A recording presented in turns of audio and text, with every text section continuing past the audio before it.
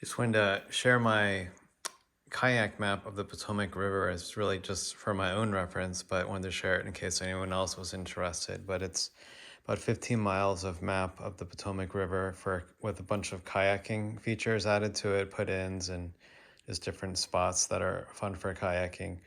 And just wanted to highlight the Carderock area to the Sandy Beach area. Going from Carderock to Angler's Inn is a really fun way to paddle. But this is the Carderock recreation area parking lot right here. And you can just walk over the trail and kind of climb down the dirt sand hill and put your kayak in. And then there's a few different ways to go. There's these two islands. You can either go to the right of one, go between them, or go to the left. I've been to the right and to the middle, and they were both pretty easy as, just class one.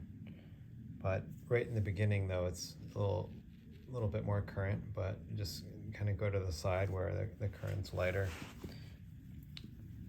So this first island here is called Vaso Island. And right here is the 11-mile marker on the trail there. And then this is Turkey Island, Herzog Island, a little island called Big Sluice Island. And then you keep going upstream. This is Hermit Island, Perry Island, then Eskepa Island. And I noticed to the right here of Eskepa Island, the rapids for me were a little too strong to paddle up it, so I got up and went around. It's pretty rocky. And then that's Offit Island, so I just portaged right around there. It's a big tree right there. It was nice. And then just keep going upstream. And then here is Angler's Inn. It took me about, it's hard to remember, about an hour to an hour and 15 minutes to paddle upstream to Angler's Inn, and then just about 25 minutes to paddle back. And then from this is Cooper, he's helping me out while I'm making this video. And then from Angler's Inn, okay, thanks, Cooper. You paddle up here to the left, and then there's the Maryland chute. There's a little island, and then you go to the left this little island and go up the center chute. And if you can't make it up there, you could go, instead of, once you put in an Angler's Inn, you could go to the right up here, and then you could portage over the rocks here near the Maryland chute, or you could also portage further up near this outlook into the main river. I did that before the first few times I went there, but now I'm able to go up the center line here. And then there's Purple Horse Beach, place called Around the Curve, water feature there. There's Elbow Wave, Sandy Landing, boat put in. It's Bear Island. Keep going upstream.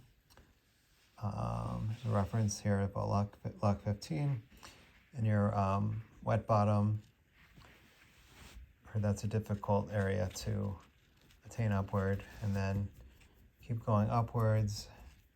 And I've never tried going to the right there, but it's possible when it's higher water. And you keep going up on the left here, and then this is the S-turn. There's a big rock right here, which makes a hole. It's kind of dangerous, so just to be careful that when you go downstream here, you want to stay on the left side.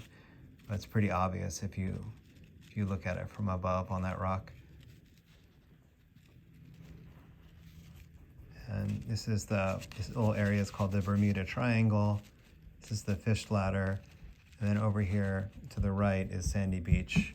So another way you could get up there is you can walk from Anglers Inn up to where the canal starts to get wide, and you put in, after about about half a mile off the canal trail, and then you just paddle up along the canal until you get to the lock.